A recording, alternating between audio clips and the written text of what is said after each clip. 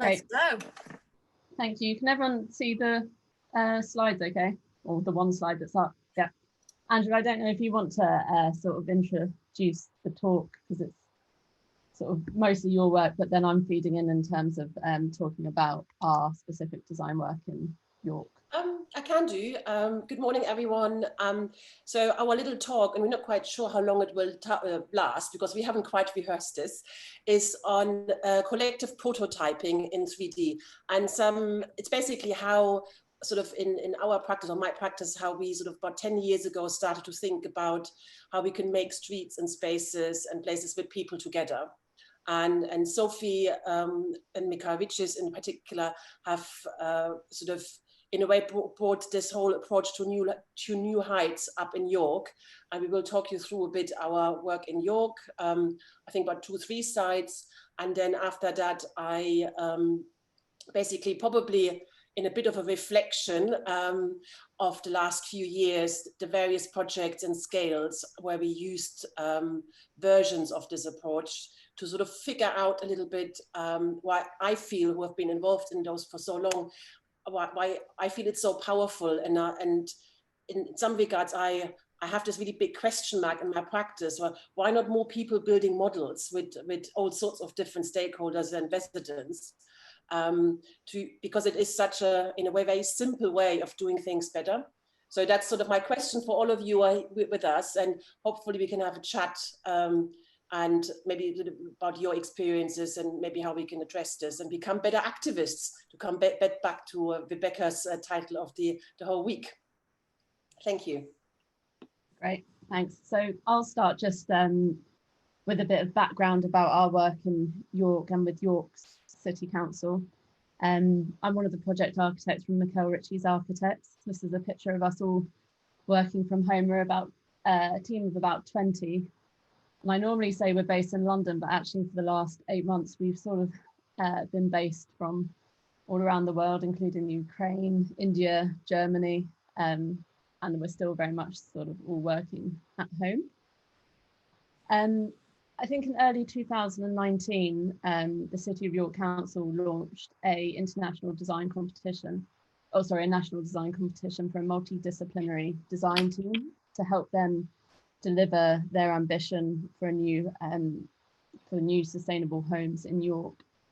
I'm very pleased to say at the end of that process, Mikhail Riches' lead architects were appointed with our design team. And just to quickly let you know who they are, leading our structurals and civil engineering, we have Civic, our sustainable sort of M&E and services engineers, a leader, along with Warm, our passive house consultants, Urbed, our landscape architects, Tibbles, our planning consultants, and very importantly, and especially for today, ImaginePlaces, who are our engagement specialists, led by Angela. We're currently working on 3 sites as part of the programme in York. The first one, I'm not sure if you can see my mouse on the screen, can you? Yeah, the first one is in Duncan Barracks in Clifton. The second one, the Burnholme site in the Tang Hall area, just south of Bad Bargain Lane. And the third is our Ordnance Lane site in the Fulford area of York. And that sits just west of Fulford Road and east of the Hospital Fields industrial estate, for those of you that know the area. One of the key ambitions of the council right from the start was to really ensure that stakeholder engagement and co-design was embedded in the design process. And together with ImaginePlaces and the City of York, we developed an engagement strategy. And this is a strategy that's a published document that you can access online. And it really outlines our commitment to the engagement process. So to break it down just quickly, in our sort of briefing stage, we helped the council develop their design manual. We produced our engagement strategy, and we held a sort of project launch to really make as many stakeholders and local people aware of this process as possible. Then before doing any sort of design work, we concentrate a lot on site analysis and research. And during this time, it's really key for us to talk to local stakeholders and we invite local people to come and meet us at an event where we hope to understand much more about the areas we're working in. As we sort of develop into concept design, Angela runs these wonderful day-long workshops where local residents and stakeholders are encouraged to review our sort of plans to date and input their ideas, and I'll discuss that in a bit more detail later. Then, of course, for us this year, COVID hit in March, and we had to change that strategy slightly. And we've had a number of online gatherings since then. We've produced sort of online midway reviews with surveys and feedback sections. And we've also got a few unmanned exhibitions up and around the city at the moment, trying to draw people's attention to our planning applications. So just to go into those sort of stages in a little bit more detail, the design manual is a document that's signed off by the executive in York, and it really states 5 key objectives to developing the new homes in York. And that's that we want to build healthy homes and neighbourhoods, reduce our impact on the environment and residents' energy bills, really deliver the housing that local residents need. We want to create distinctive and beautiful places which bring communities together. And we want to support sustainable transport choices and connectivity. So at that beginning stage, our stakeholder meetings, they sort of included meeting with local schools around the sites, business owners, residents, police liaison officers, tree officers. And what we're really trying to do at this stage is gain a sort of in-depth knowledge from really those people that know it best. We can obviously do a certain amount of desktop research, we can go to site, we can analyse what we can see and what we understand, but the people that really understand fully the area and the opportunities and the constraints and the current issues are those that live there locally. We then hold a Meet the Design Team event where we actually sort of draw up our site analysis and invite local people to talk to us, really pointing out anything we've missed, letting us know where maybe we've slightly misunderstood something or if something's out of date. And what's really brilliant is that these discussions always happen before pen is put to paper in terms of design. So I found especially that the conversations that I've had at these events really are sort of stick in your mind and embedded there. So you are just constantly thinking as soon as you start designing. And I think there are some key things that have come out of the York projects with this process. I think we've really understood the housing needs of the local residents, which is one of the key objectives of the design manual. So for example, in Burnholme, there's a local special needs school, and discussions with them actually shifted the amount of accessible homes that we were providing on that site. And in Duncan Barracks, for example, there's an adjacent development site, and these early conversations with the residents started talking about possible routes through the 2 sites that actually would make journeys into the city centre much easier for people. So that's again something that's come through. Onto our workshop days. So as I said, these are full day events that really sort of require a lot of input from local residents, but it's just such a joy when they come and are interested. What we do in the morning typically is we have multiple presentations to sort of inform the participants of as much information as possible, so they really are sort of well equipped for the rest of the day to understand the development so far, so we can then start having these sort of educated discussions with everybody. Part of the day we also pop out and walk around the site and the local area so people can point out certain issues for us. Angela always puts on a nice spread for lunch, so we sit and we have food together, and of course discussions progress through that.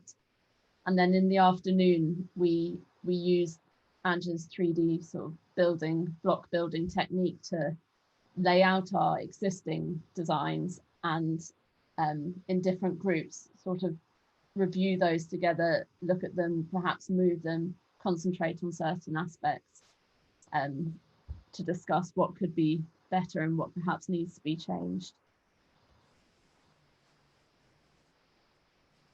So key areas that often are discussed, and again, this is all related to the sort of York projects.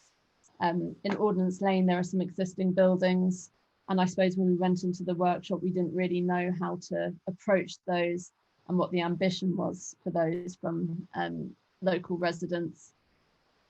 And really we talked, and I think the local residents encouraged us to engage with that building in a contemporary way, and challenged us on how it opens up to the public space. So the sketch below, the model at the top in the workshop, and then the sketch below shows our current design really, and you can see how that sort of has evolved from the modelling at the top.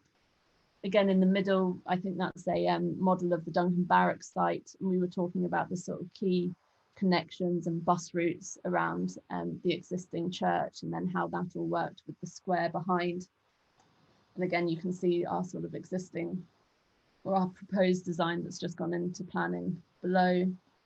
And the same on Ordnance Lane, we have sort of quite complex boundary treatments on Ordnance Lane, and really focusing in on key areas and having those discussions then impacts how, you know, our shared spaces fall out onto the routes, and that has now sort of developed into an ecological corridor part of the site. So just to sort of zoom in a little bit on the Duncan Barracks workshop, for those that are familiar with the area. Duncan, I think we've got about 34 homes on Duncan Barracks currently. At the workshop, we really worked up to 2 different scenarios, and I'd say that the design that's going in for planning is very much a sort of combination of both of those ideas. So it's not that one idea is carried forward and the sort of other scenario looked at the workshop is forgotten. I think you can really sort of amalgamate the different ideas discussed, because during the day, the different tables sort of present their work and their ideas, and it might be something that the other table haven't thought about. So in this model, the sort of areas under investigation were how we can sort of connect to the existing St. Luke's Church better with our site, and provide a real sort of public new open space that's, you know, shared by the whole community, not just for the new residents. We also talked a lot about parking and the location of parking and the requirement and amount of parking at these events. What's really interesting is you often get very different views in the room, and rather than it being a sort of design team or project team discussion with the residents, you can sometimes almost sit back and let the residents, you know, really discuss it between themselves. And I think it's important that people see how many different views there are on these sorts of things in the room.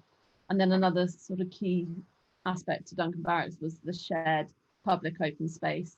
And you can see in one scenario, it's actually along Burtonstone Lane, and the homes are pushed back from the road. And then in the other scenario, you see that it's a more central open space in the middle. So that's a sketch view of where this site is at the moment. And this is the proposal that's just recently gone into planning. I think the key impacts really that came out of the workshop day were very much the church square and the public open space. I think it increased in size after the workshop. We looked at reducing the existing boundaries between our site and the church, which was supported by the church at the workshop. The design also led to more hard surfacing in this area, because at the workshop it was discussed that really there was a lack of sort of slightly more formal meeting space in Clifton, and that actually residents perhaps wanted an area that could maybe hold a small Saturday market or something like that. You'll see here the parking for the development is towards the back of the scheme. I think there are about 19 parking spaces for 32 homes here, and this has very much been developed and designed in a way that actually hopefully as there's a slight shift in sort of car ownership within the city, that this area can then start to become part of that public open space, and sort of land of hard landscaping can be given over to softer landscaping for more play space. And that's just a view of where we're at with the scheme. And I encourage you, if you want to go and have a look at that on the planning portal. Moving on to the Burn home site. This is a much bigger site of about, I think, 85 homes at the moment. Again, at the workshop, 2 scenarios were looked at, which then were combined into our proposal today. I think key things that were looked at this site were the reduced number of vehicular routes. So really thinking how we can limit the sort of roads going through this development, limit how much of it is perceived as parking, and really increasing the amount of green space. I think key routes were explored along the bottom here with the adjacent school boundary, and really trying to green that route. And again, sort of different areas of public open space, and the location of that was looked at in this workshop. And again, this is the scheme that's currently in planning. I think you can see here this south boundary has really changed following discussions at that workshop. People were quite keen to have a separate, safer walking route for children accessing the school to the south, but also possibly the school to the north. So that changed quite substantially. There's one sort of loop vehicular road now that goes around the site rather than cutting through sort of every block. And again, the public open space was relocated and made slightly larger. And one of the key aspects of that came out of the modelling was that actually it was seen from the approach to the north. And that's a little view of the public open space and the walkway to the south of the site, which is in for planning. And then finally, the Ordnance Lane site. I suppose this site is slightly more constrained, and at the workshop day, we felt that actually the layout was fairly well supported after we'd presented it to most people. And that really allowed us actually to concentrate on more detailed investigations. So looking at the sort of boundary treatments to the north, and understanding actually from some residents access through into the site from that direction wasn't preferable. Looking at how the different areas of public open space could link down with the ecological corridor on the east. And then really looking at corners of the existing site and how they were softened to the industrial site to the west. Another key aspect of Ordnance Lane is that we've developed in part of the brief to include an intergenerational scheme on the site. And that really is an area of housing that enables younger people and older people, perhaps without sort of larger family units, to live together in their own homes, but share amenities both internally and externally. And we really wanted to try and get some feedback on how people could see this working. So Angela arranged a really wonderful discussion during COVID, where it was a very open conversation. And it was at a very poignant time, I felt, because I think there was a mix of people on the call that perhaps would have had very different day-to-day lives before lockdown. And actually, there was this new sense of commonality to what people were experiencing. So that particularly is something in this process that has really stuck with me. And key sort of discussion points there were actually proximity to activity, and how an intergenerational scheme would really want to be embedded within the overall development.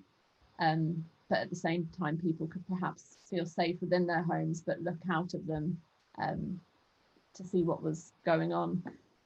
The importance of external space and how that's used, and how there are interventions within that external space that encourages people to use them and share the facilities there. I think the proximity to transport was also discussed, and lots of really interesting comments from people, especially at that time.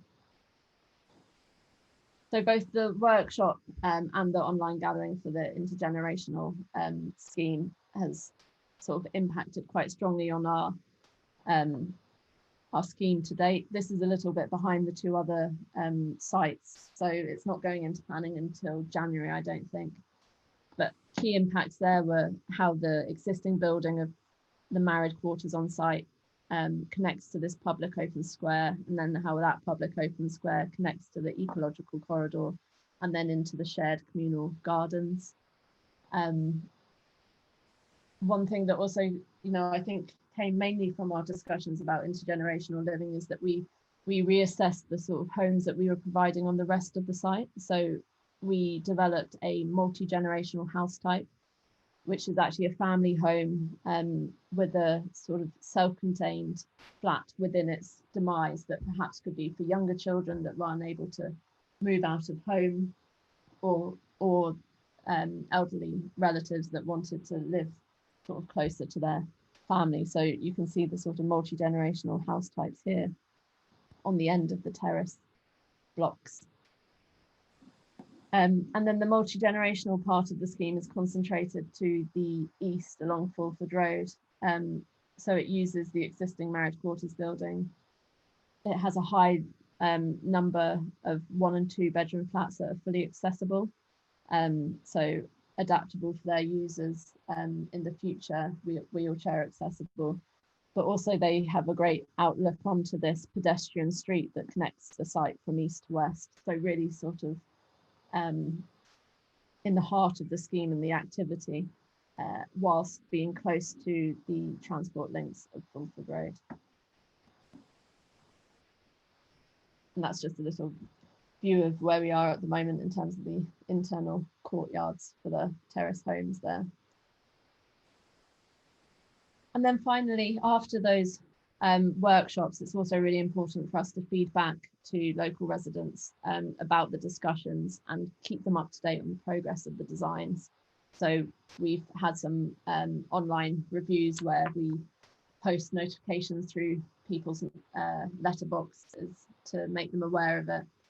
And we again ask the questions and feedback that relate back to the design manual to test how we're doing really. And then in this circumstance, because we can't then exhibit our final designs in person to people to make them aware that the planning application is live, we built these on-site exhibition boards to really try and draw people's attention to the designs in for planning, but also the hopes and aspirations of what will be going on in the sites behind, hopefully when the planning decisions are made. So these are on key sort of routes that hopefully will definitely draw people's attention to the planning applications. I think that's where we're at. So that's our work to date really so far in York, and our engagement strategy that really has been led by Angela, who I'm about to pass over to, who will probably give you more of a background of where it's all come from and the theory and what's next. Thank you, Sophie. Okay, so if I share my screen now, then that should get us to the next part. Yes. So I hope you don't mind if we now, so York has been for me the last year in a way sort of a means and a place where a lot of the thoughts and ideas and the things I've learned over the last decade have really come to sort of fruition. And that hand, I will explain a little bit why I think that is the case in York, but also where this comes from. And I can see on the call, there are a few people from the past, which I hopefully will maybe hear a little bit more later. But I'd like to start first with a bit about me. I'm a neighborhood planner, so that's why my head sits and my heart sits. So I think about places on a neighborhood scale first. And when you work with architectural and design teams, I think that is also an interesting place, because I come almost from the outside of that line, where a lot of the community and the public sits, and architects and people, the core design team, normally obviously quite rightly so, thinks a lot about what happens within the red line. But these boundaries are particularly important, and I get very sort of excited about looking at boundaries and keeping that in mind. But I also, sorry, Rebecca, I had to bring this in. So I also think that we like making things happen. So we like building things. So this is Rebecca actually helping us to put that unmanned exhibition together. And I think that tactileness of our work, again, influenced the way how I look at 3D prototyping, and that really sort of working with material. And so to give you just a hint, it isn't a coincidence that we're working with wooden block models, and that the colors have been chosen, the scale has chosen, the kind of trees, the cars, all of that has we have thought about this quite hard. And we, but I can also reassure you, and I think Mel from St. Albans is on the call. When I first used this in 2014, they're still the same building blocks, Mel, just to reassure you, we're reusing stuff as well.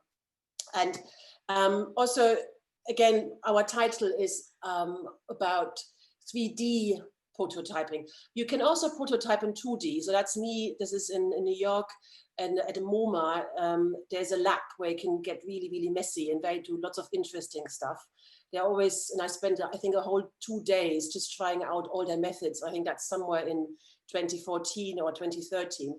And I think I still would like to do this. In a way, when you ask children to get engaged, this is a very good way to get a design brief together. As you can see, I struggled there to fit everything into scale. So, but that's quite a common problem when you start designing and you have a brief, but you hit the ground. There's another example in East London where we did the same. But in terms where I started off with this is, so I'm interested in actually changing things for the better. And I think I went to a presentation by Tim Brown, I think at King's in sort of 2010 or 2011. And a lot of the work and the 3D modeling sits within this concept of design thinking. So how can we actually innovate and bring good change? And he has brought this as a sort of I guess a principal starting point, that it's the overlap where desirabilities of what people and the various stakeholders would like to see, but then it's also about the viability, the financial and the delivery aspects, and then the feasibility. There are also lots of technical aspects that need to be considered. And a good solution normally lies somewhere sort of in between, but it's by no means clear at the beginning of these design processes who sort of, you need to wiggle through this and work through it. And in York, for instance, all our new buildings are 100% passive house, which is a real big challenge around feasibility in terms of technical, but it also shapes a lot of the viability that does shape. Also, our layouts are shaped by that basic sort of principle way of designing. And in my experience, if you'd like to kind of get closer to this blue area and do this well, you need to create a lot of shared knowledge and shared learning about good placemaking in these processes by all of those different parties that are involved. And as I said, I'm a neighborhood planner, so I have a particular emphasis, help those who are sort of outside the red line to take part in this process and shaping that. Why I'm so sort of keen on co-designing these sort of blue bits is we will get better knowledge. I think the design teams and everybody involved normally gets inspiration from these processes, and it does challenge your values. If you enable people to have a more informed discussion about all sorts of matters in placemaking, they do challenge your values, because we shall not forget we all have our own lived experiences. So for instance, I'm always struck about people who talk about tall buildings, but never really lived in one. You know, I don't think if you never lived on the 16th floor of a tall building, it's very, very difficult to actually have a really good informed discussion. And that's from an architectural design point of view, but that's also from a resident point of view. And reminding people that there's a gap that needs to be filled, and people can come in and data can come in that help you with that is for me a particular important part of the process. And obviously everything is complicated in our world and complex. So even if we can't find answers, I think there's merit in in developing better questions, and then go back to somebody you might know better and bring him or her with their knowledge into the table, into discussion, and improve things, and hopefully at the end create a better place. And obviously there's always hope involved, but that sort of moving from a lot of words and the energy that you find in a room, this is in Highgate, when you basically ask the public and other stakeholders for ideas how to improve things, how you can sort of bottle that energy and bring it into in a more real realm, into space and change, does sort of lead you to, in my case, 3D modeling and these building blocks. Coming a little back to York, it does require a little bit more, and Sophie kind of outlined that really nicely and sort of in detail. It does require far more than just 3D modeling. So you need to have a brief by a landowner who basically asks for this sort of, I guess, opening the conversation up and losing control a little bit over it. But it also requires a design team that has interest and is committed, and a project team. And I think particularly in York, I think the leadership and the ambitions set out in the design manual that are sort of were launched and publicized at the beginning of the process and held basically as sort of a guiding light is a particular important thing in complex processes. There's always a moment when it's too difficult to come back to the original objectives, or it's too expensive, or the spreadsheets don't add up, or the highway engineers tells you, oh, you have to have 1 car per house. So there are always challenges, and therefore it's really important to have a clear guidance and have good leadership to kind of work around those. And all of those things in York worked so far really well, and there's a great enthusiasm for learning and sharing. And I personally think this has a lot to do with key qualifications around confidence and curiosity, sort of 2 C's that I think are really important in co-design processes. I have a lot of confidence in communities, because I've worked by now, I think, with thousands of passionate people in neighborhood planning over the years. And I developed design codes in St. Albans in 2012 with the community together, where literally 100 people worked together on coding their whole city center. That was with the Princess Foundation, but I was sort of the person, design and project manager. But I also basically done this before with hundreds of people in Bristol. There's a great sense of, from my sort of convictions, that if we equip people with enough information, there is incredible knowledge out there, and one shouldn't be scared enabling people to take part in these conversations. And you might wonder why this design review thing there. So on the other end of the scale, I also do design review, where I look at planning applications.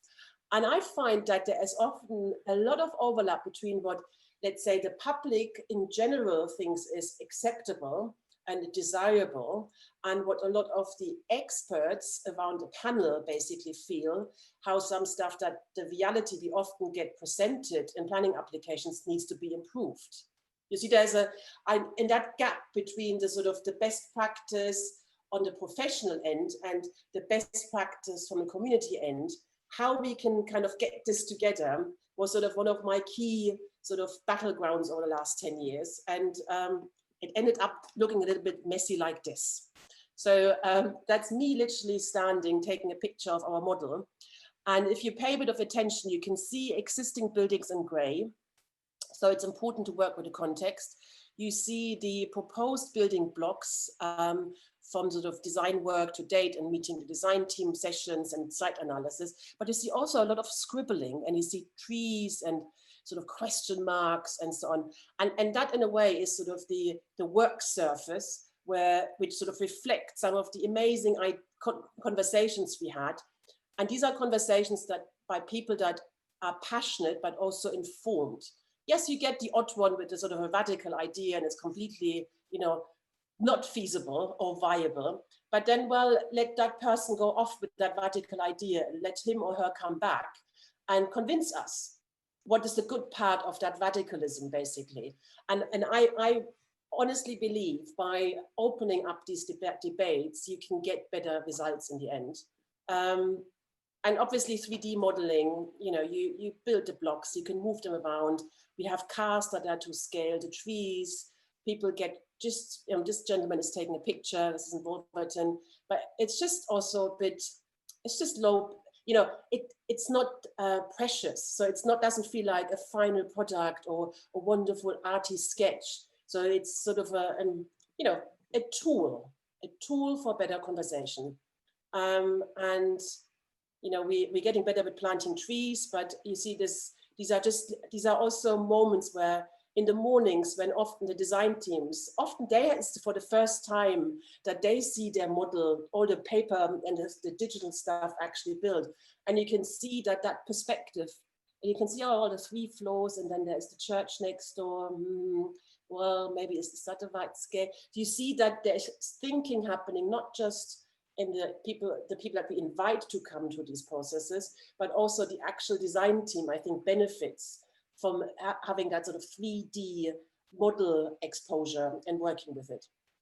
And sometimes it looks really pretty. This is in Wolverton.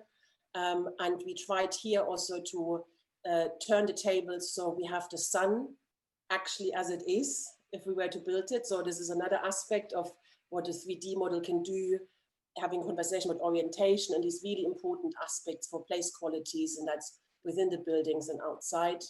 As David from Mikhail Riches putting stuff into context, you can see we're building really important buildings. And it makes a significant difference having a conversation with a church or another interesting structure, important structure in context. It just changes the quality of discussion. And I think Naga is also, and there's Paul, I think you're all on the call, you need to say something later if there is time left. It gets normally, after it's been really pretty, it normally gets quite messy, and that's the really good parts, basically. There's Meredith. And again, I believe we have all these briefings in the morning while people listening, and there's always this moment somebody's sneezing, probably doesn't know that the sound is on to your health. Where you sit there for 2 hours, and I see this obviously, it's quite tiring if you get one presentation after the other, one layer, and they're quite good presenters sometimes, and they're sometimes a bit more boring presenters. And they're often local presenters as well, which are normally the best ones, by the way, because they do know what they talk about. But there is, I believe there's something happening when you have 2 hours time, sit around the table and look at that model.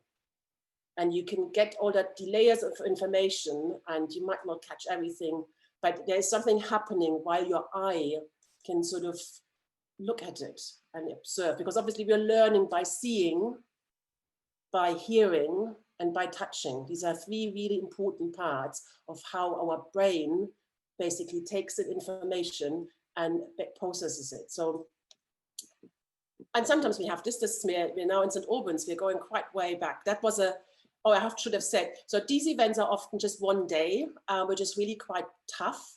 That's why we have design team meetings and so on. And other occasions we had, this is in St. Albans in 2016, we had 5 days of a proper design charrette. And you see the gap there in the little plan. That's our site. It's right in the middle of St. Albans. So a really important site for the whole community. In fact, that's one of the places where I had to sit down. I think Vanessa Gregory, who chairs the Lux and Albans group, who was my community client on this one, she once called me, said, Angela, yeah, I did what you said. We invited everybody to come to the design charrette. I said, how many did you invite? Invitations went out to 36,000 people, because it's a district center. So that was the moment I had to sit down, because I wasn't quite sure if we could do the 3D modeling with even 500 people. 120 people did show up. It was an amazing process in energy. But at that particular occasion, we did not build a model beforehand. So we built a model with the community. So you get the blocks, and there are lots of people in the room, architects, urban designers, transport people, from my end, from my team, and the landowners. And then I think we had about 90 people working with us during 2 days, full days. And the lady here with the tree, there's a bit of another tool, is a scale. So she measures basically the height of the trees to get an idea which trees need to be planted or where they might grow to. And that's sort of the day 3 and day 4. But you also can do this on very small sites and with very different tools. This is in church, St. Paul's Church in Camden, my neighborhood in Kentish Town, is a sort of a relatively quickly built church from after the Second World War, and they're looking for redevelopment. And we basically had a little session with Ashakila Kani came with me, and we literally just tried out massings, because all of this is to scale. We can talk about square meterage. Obviously, the roofs, as you can see, are not particularly great, but there is always a space for more innovation and improvement. On the bottom, you see them using Google Earth and just planting very quickly and very cheaply, basically, the sort of models into the 3D context. I see actually that actually updated wrongly. So working with the 2 models just helped the client to then commission basically a next feasibility study. But you can also do this on a much bigger scale. That's at the edge of a village in Shenley, where we had sort of emerging design codes. And I've done quite a lot of design coding in the past, so I'm quite happy with this sort of approach to design. This is the landowner, parish council, somebody understands numbers, and Richard, the local. This is a day's workshop, and it was in the morning, we only had the edges planted with trees. So we did briefings of 2 hours, and then literally within 3 hours, we ended up having a layout plan that looks a bit like that, based on this model built with the community. There were 30 people in the room around a big table. And we also then later on commissioned a little sketch to bring these ideas to life. So you move from 3D prototyping, quick with good rules and sort of working out how to do it, into a layout plan, and then 3D relatively quickly. Just to finish, and I know I'm aware we don't have that much time, but this is how it all started. So this is a very small site in St. Albans, and I didn't even have roofs back then. This is the Museum of St. Albans site in 2014. And it was a 3-day design charrette where I, for the first time, was by the City Council and the Look St. Albans basically sort of commissioned to do this. And they left me to how to do it. We didn't have cars back then, and I don't think we had many trees, and I don't think we even had roofs. So the roofs were built during the design charrette.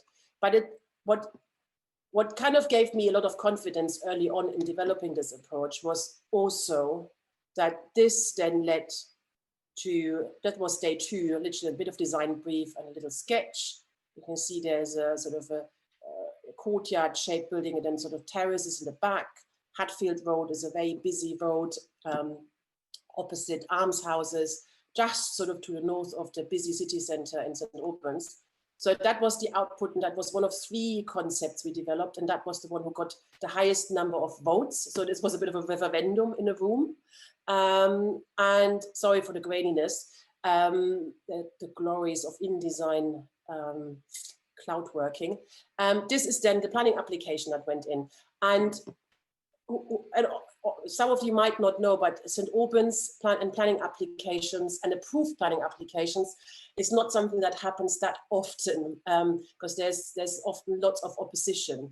But this was a very quick process. And in fact, the landowner, City of District Council, decided after the design charrette to actually develop the site themselves, because they got so much confidence out of the process, I think, in parts, and so much enthusiasm and support from the community and councillors, that they felt, well, on this small site, maybe we can do it ourselves and actually keep some of the profit, which was reinvested in the new museums in Albans, which I highly recommend you to go and have a look at. It's a beautiful restored town hall.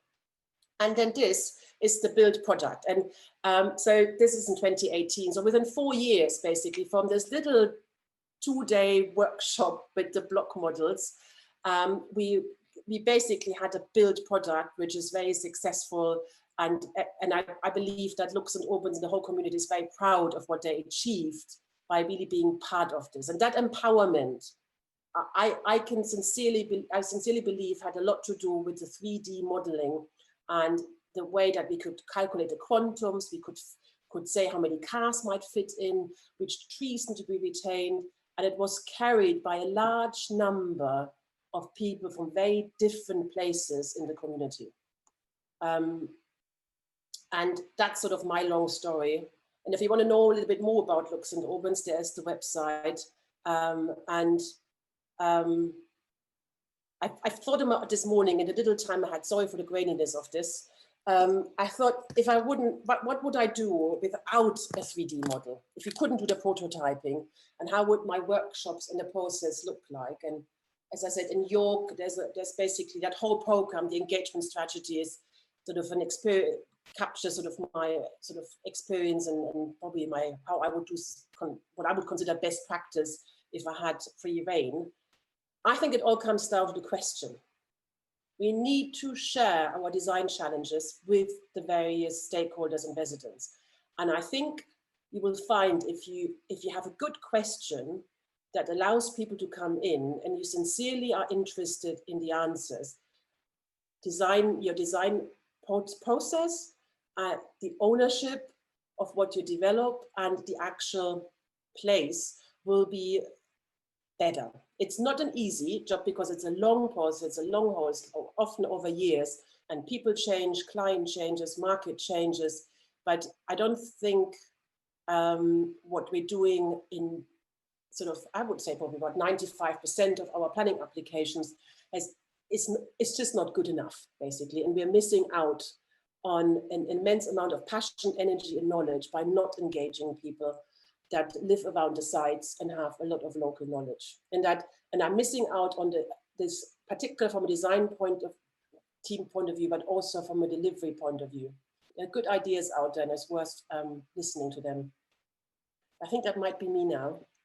Is that me? Yes. Oh yeah, no, I wanted to say something about COVID, yes. Have a look at that website where these things are actually moving. So as people, it's like a little podcast.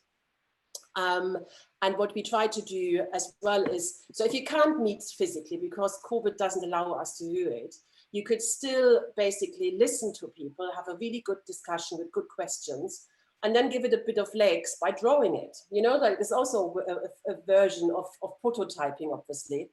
And this is 2D, and we just added sound and a bit of movement. So just sort of, we have new challenges now in engagement, but I think there are ways with technologies how we can sort of get better at what we're doing. And I mean, I feel that through this, you can again have a greater impact, give it community engagement and the conversation and the voices a greater sort of role in the design process. And York is wonderful so far, and we're really excited that the planning applications went in. And over to you now. Thank you. I stop sharing now. Thanks so much, Angela and Sophie. That was really great insight into the process so far. So we've got loads of questions coming in and conversations happening in the chat box. Shall we start from the top? Jar, did you want to ask about? Yeah, trust. So when you're talking about the idea that the developers or the council, whoever it is that's responsible, has to be open to the design completely changing and that going towards the public, they have to have some trust in the public. And likewise, in order for the public to engage with that in any way meaningfully, they have to have trust that they'll be listened to, that their ideas will be taken forward in any meaningful way. So I was just wondering, how important is that, and is the ways that you approach that? And I'm sure other people will ask it later, but I was just also really interested in, a lot of these pictures she showed is mostly an older demographic and about participation and different ways being online or in person, whether they engage with different audiences and what other pros and cons there might be. So that's two things, sorry. Yeah, that's good. Should I shoot, Sophie? Let's start. Yeah, I suppose trust in the public's trust in the sort of landowners, developers, council, design team. I think that from my experience working with Angela, the sooner you start talking to people, the better, because I've worked on a couple of projects with Anja, but I don't think before that I'd gone to meet people without having preconceptions of what was possibly being started to sketch, like back at the office, what certain people's opinions were of how this layout should work. And to be able to actually have those conversations and go back to the team and talk about those conversations first. I think that sort of process in itself, you know, embeds that trust, because we can stand there honestly and say that we haven't started this. What do you think? And then trust, the sort of trust in the other direction, is interesting as well. And I think what's so good about these sort of longer workshops is the more you inform people of the decision making to date and the different sort of opportunities and constraints, and whether that's sort of viability issues that the council has with the land. If that's all very open and discussed, I feel the sort of project team can trust the residents to take and the stakeholders to take that on board, understand it and comment with that knowledge, rather than sort of not listening to that, sort of those discussions and just voicing their sort of opinions that perhaps they came in with before those sort of presentations and conversations. So I think that's quite key in the sort of two-way trust. So sort of from my point of view, and I'm probably going to go back to St. Albans, I have to say there, because when that all sort of started, and I still don't understand why people are not using more 3D models even before, because it's a normal tool in architectural practice and design practice and all sorts of design industries. But I remember the first meeting with the city council in St. Albans, and I basically had to say, can you tell your architect to drop his pen? It was literally because it's very important to not rush ahead too much. And then I had to obviously explain, while I'm asking the landowner and to basically tell the architect to stop working. And I had to explain the importance of opening up the process and letting people in. But I also then suggested, and that's one of the key tools which I still quite firm on when I get involved, or at least I try to push, is something what I call the landowner's vision statement. So instead of then opening up the process and leaving it all to one, you know, the neighbors or the highway the highway officers or the landscape architect, I asked the landowner who carries the highest amount of risk to basically set out on a page or two what they'd like to achieve. And that obviously is sort of a measured approach between planning policy, there's, you know, what is possible. So that process of identifying the vision from a landowner's point of view, it's always a working document, and publicizing that at the beginning. We did this, and Mel might remember this, we did this at the museum site, where the leader of the council then bedded out, literally, and the same at the larger city center site. And that is a measure of trust. And in York, this is sort of perfected to the design manual in a way, where you have the political leadership of the council has signed up to this ambition. And by publicizing it, you're creating stepping stones. You say, okay, that's what we'd like to achieve, while being clear, well, maybe not some of it can be achieved, but that's our ambition, basically. That helps creating trust. And I sometimes think, in particular in St. Albans, when you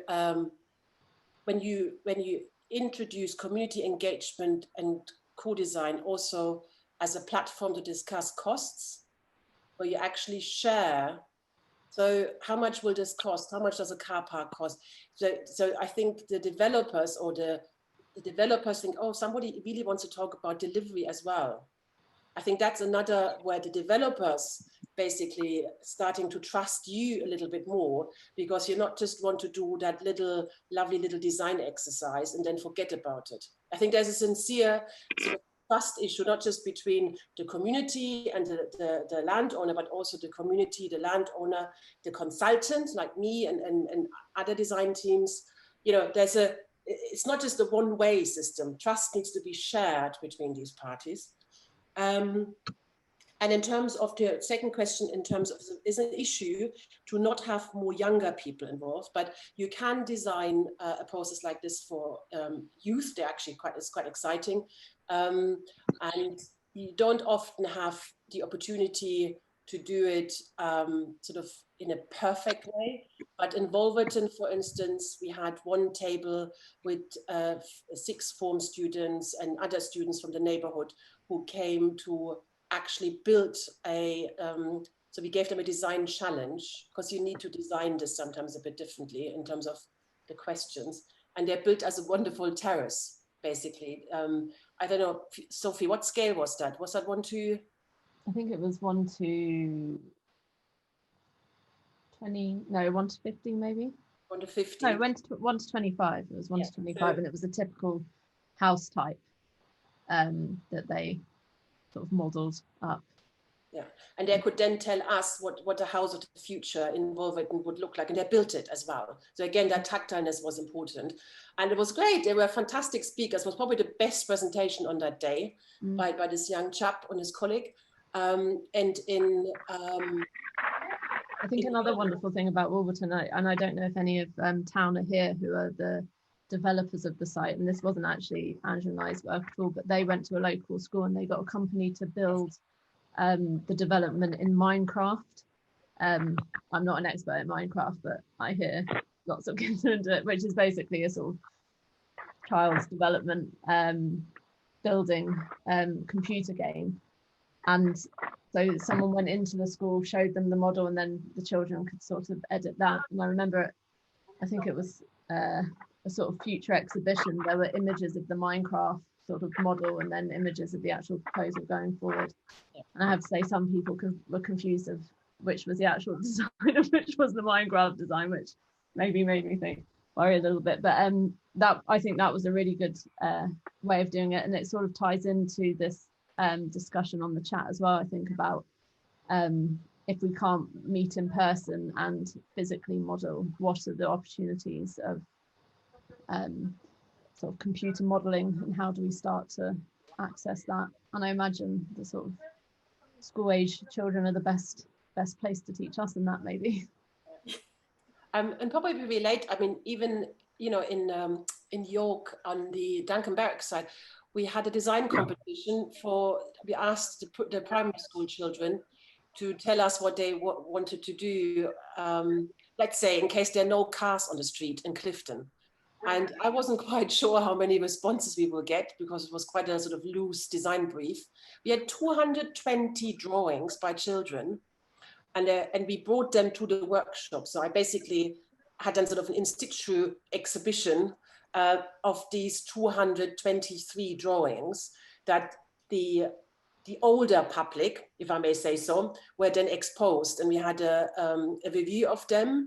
And I think, is Paul still on the call? I don't know. Paul Morris, our civic engineers, who's also looking at streets and spaces, he basically was the judge. So again, we're trying to bring those voices in I think it was incredibly powerful to see these drawings, how these children aged from 5 to 11, basically what they do if the cars were gone, basically. And little did we know in February how quickly that sort of turned out to be quite, you know, the reality that you can actually just play outside because the cars are all not moving anymore. So there are ways, but you need a brief from a client for that, or you need, like in York, being given the flexibility to explore in the process what things we can work with, because we discover people, organizations in the neighborhood in that first stage. And if you then have the ability to develop an exercise, a task specifically for that neighborhood, and bring it to the workshop, bring the people and their ideas to the workshop, that'd be wonderful. But you rarely have that freedom. You rarely have that freedom in planning application processes and budgets. It'd be great to have more of it. I hope that answers your question broadly. Sarah, did you want to ask a question? You wrote lots of them down in the chat.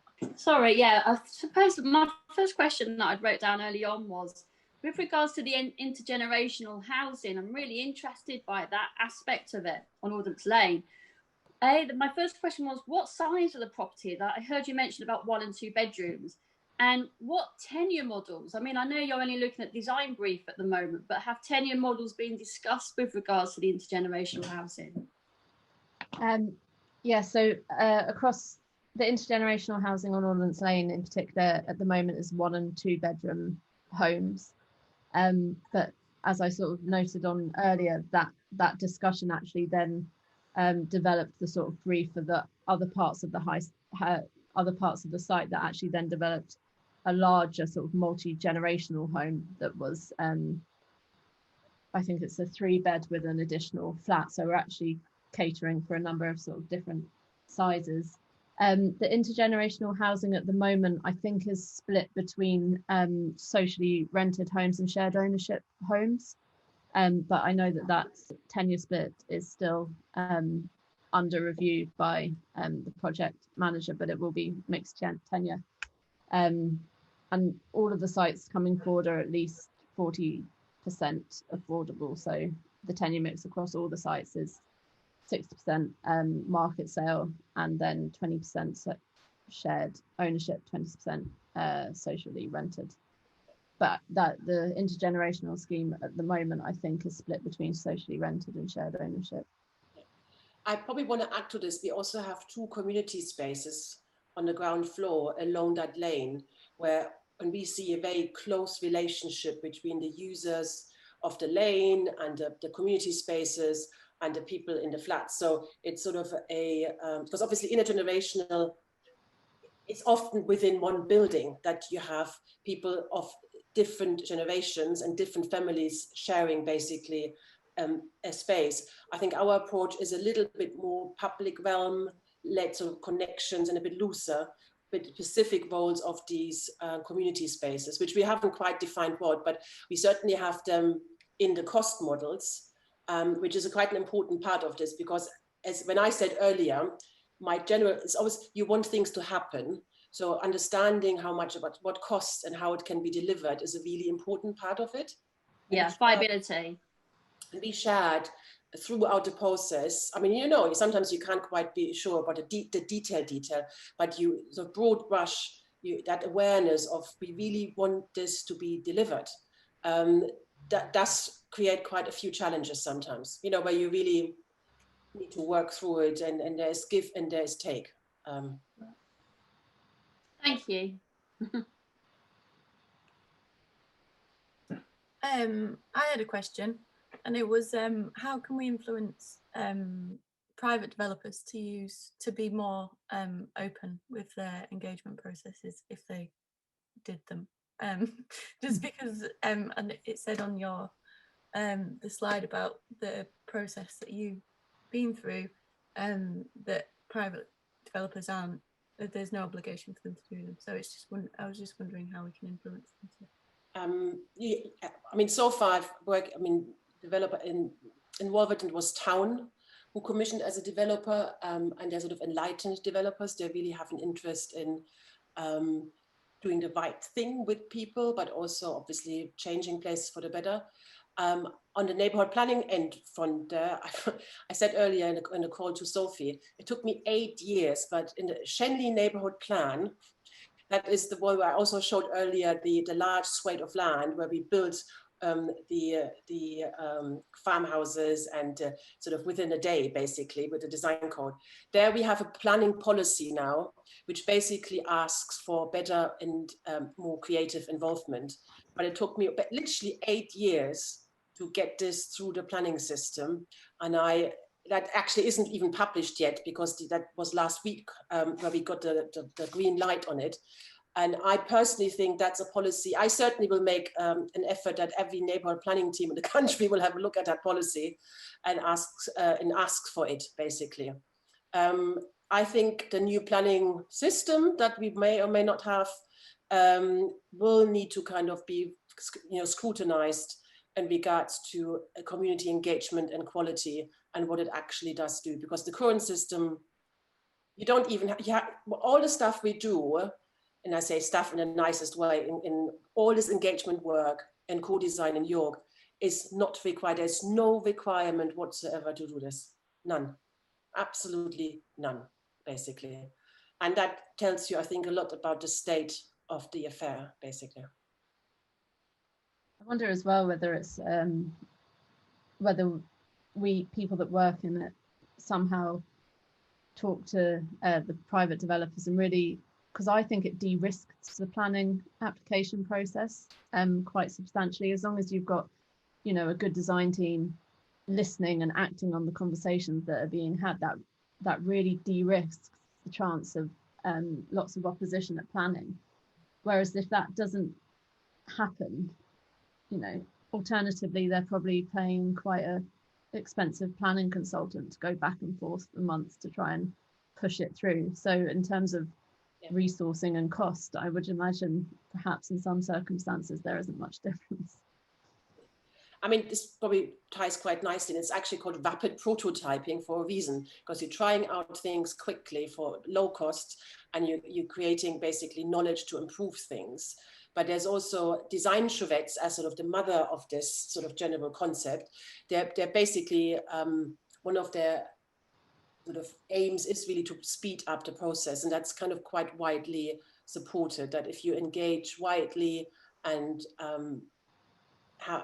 can, you know, indicate impact, you not just build trust in the general planning system and design process, but you also are able to deliver your planning application in your place. And St. Albans is, I think, a particular point in case there. And I think in parts I was able to work there so extensively over the last 8 years because the issue is really that very little has moved in St. Albans, and there was a great awareness of that things have to be done differently, basically.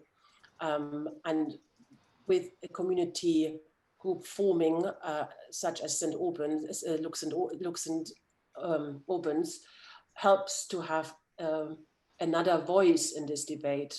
And I think that empowering of groups of mixed stakeholders in a neighborhood is an outcome of these processes, because people get really excited about being involved in changing their neighborhoods. You know, it's a bit why we do our job. That's what, you know, it's kind of a bit infectious, really. There's so many questions in the chat box and comments, and it's going to be a really good one. Did someone specifically want to ask, say something out loud? Because it's nice for people to do that, I think. Boyana, did you want to chip in? Hi, yeah, I mean, I think I just said it really there in the question box. I accept that I don't know enough about the Ordnance Lane site, but obviously sites like that have a long history, or the military has a long history in York.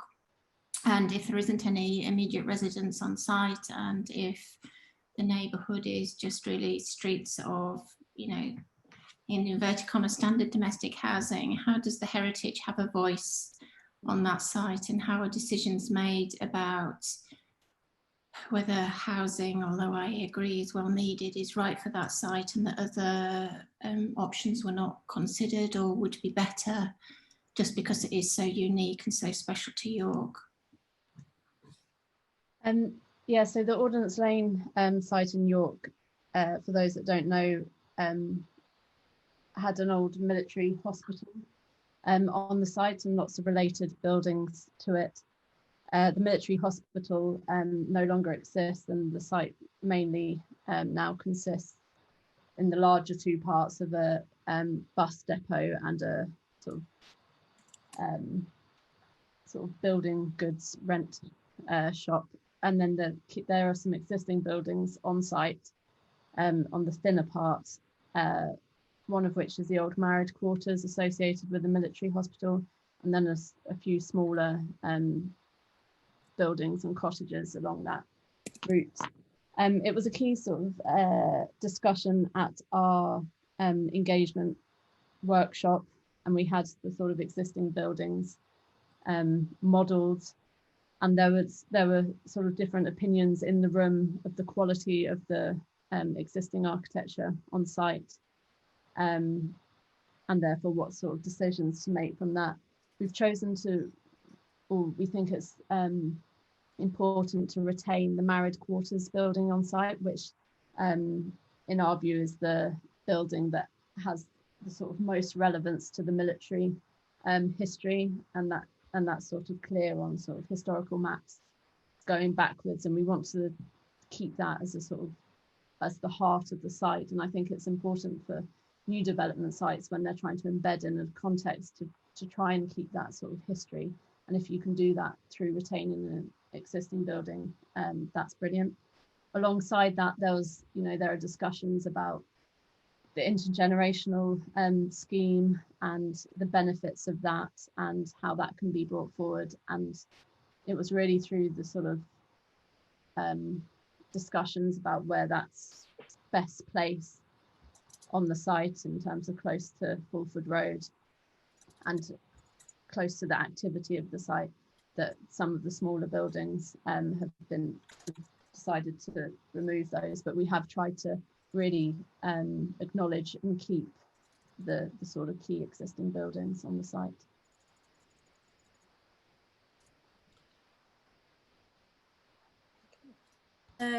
Should we go for one more question, Jeff? You've got your hand raised. Yes, thanks. These are lovely houses, but they're built for people that are going to have quite large carbon footprints, and the embodied carbon in these houses is going to be quite large. By the way, Passive House does not say anything about embodied carbon as far as I know. So that's one problem.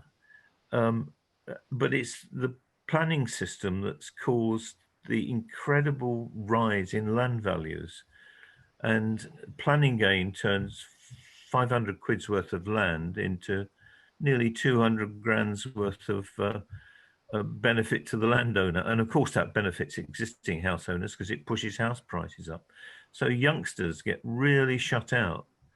So while these look beautiful, and given the context of the planning system, they may be rather good, it's difficult not to ignore the context, which is we're building for people that have got high carbon footprints. We're building high embodied carbon homes. We're also making the places very expensive through the operation of the planning system. The planning system has created half the wealth of our country. 4 trillion of it is down to planning gain.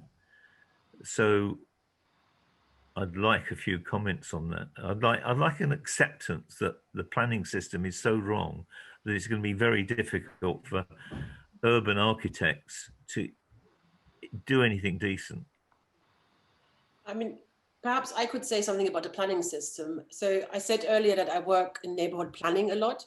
And I had a job, neighborhood planning is basically the best bit of the planning system we have, as far as I'm concerned, because it is the one that, the way it, you have referendums at the end, communities make planning policies, and it's not as straightforward. There's a lot of hard work and often quite frustrating as well.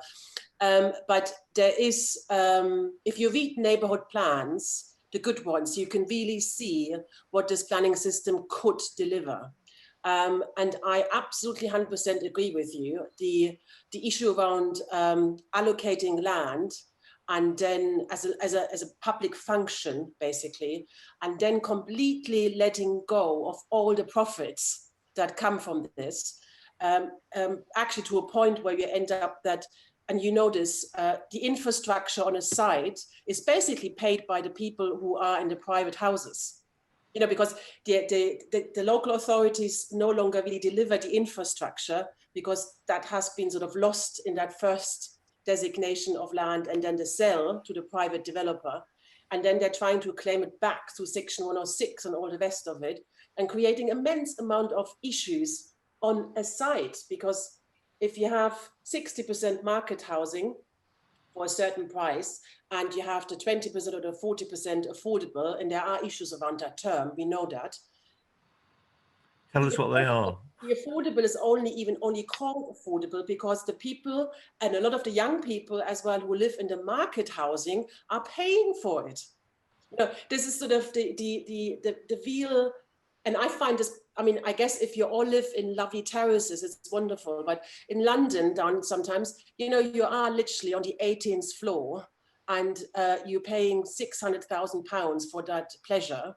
And you still have paid as a private owner, as a young family, for the affordable housing in the other 50% of the tower. You know, this for me is sort of like a cancer of the whole system. It's just literally, and for me as a, you know, neighborhood planner and in urban design, maybe it's good if we're throwing it all out, which is obviously that's what the government is trying to do now. But what needs to be quite, I guess, coming back to York, I think, I mean, let Sophie answer that question. I think we are trying really hard to reduce the embodied carbon in the site, and we have a zero carbon in operation.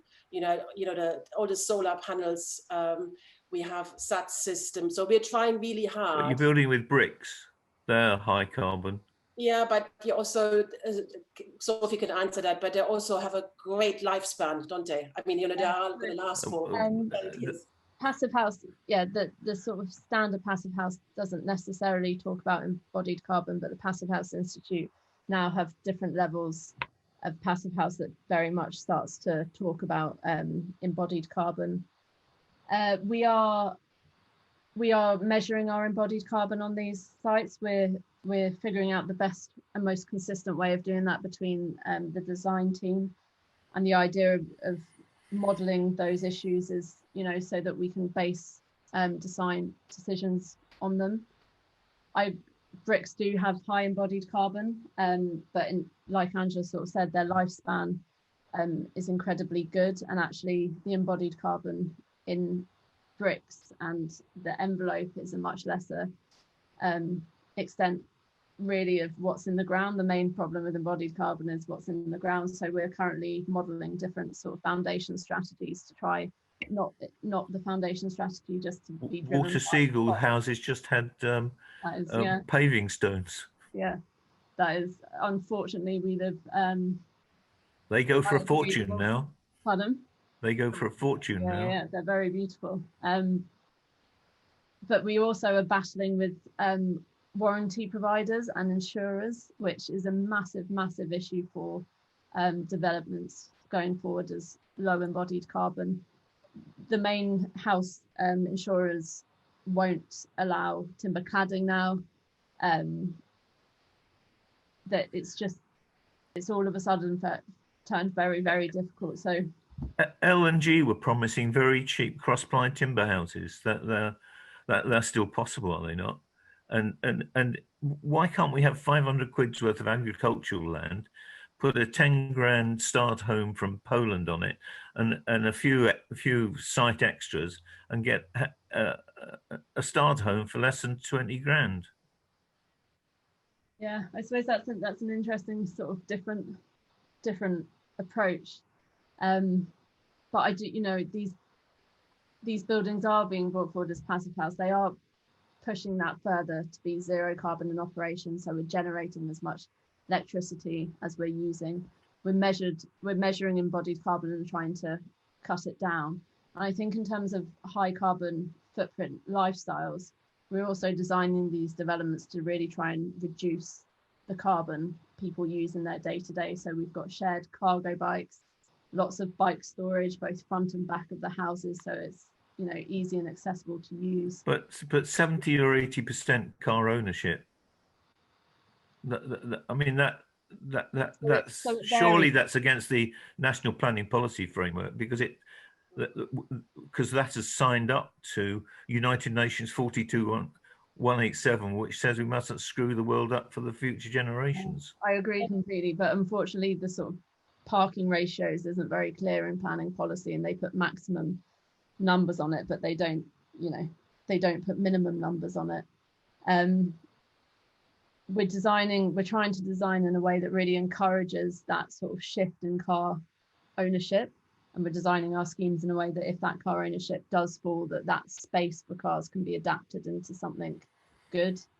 I also think we're in the situation where we have to design and support our existing residents, and our scheme that has the highest car ownership is the Burnhome scheme, which is slightly further out of town. That has a lot of accessible homes, much more than sort of normally required, and that's because of its proximities to certain educational establishments that currently have families traveling 40 miles a day in car to reach them, and there's a general interest in sort of moving closer to the site, but they may be families that require cars. So there are lots of different impacts of car ownership that we have to sort of consider, and what we're trying not to do is just push the problem outside our site boundaries. So we're really trying to tackle it within our site boundaries, and if that means you're providing a certain amount that can be, a certain amount of car parking spaces that can be adapted in the future, we think that's the best way of doing it. The story is you haven't got enough power to really do the job properly. Isn't that true? You're constrained by all sorts of other things, which means you've got to provide high carbon living. So, Geoff, maybe we can close, because I think we're slightly, but I think it's a nice example of, the 3 circles I showed you earlier, the sort of desirability, feasibility, and viability. It's a constant battle. And then you have change in regulations with fire, and the insurers tell you they can't do this. And you suddenly have a completely different environment where you started off a year or 2 years ago, and you have to, so I think if we all, that's what I try to do in the workshops, and we all as a team, this is a constant battle about conservation. We are trying to be encouraged, empowered by our client and the community we work with to do as good as we can. And it is, as far as I'm concerned, I think it's the first scheme. It's not the biggest passive house scheme in the country, but it's also the first master plan that I've ever seen who has cargo bikes on it. And we have literally measured and thought about where to put these cargo bikes. And, in my design review board, I see a lot of master plans. I'd be very encouraged to see more of them to look like ours, has to be said.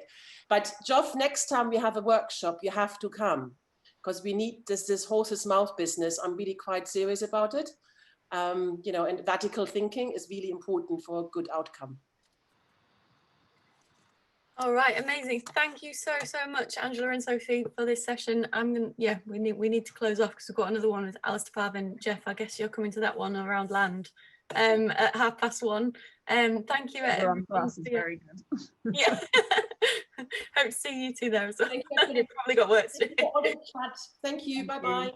Thank you. Thanks, everyone.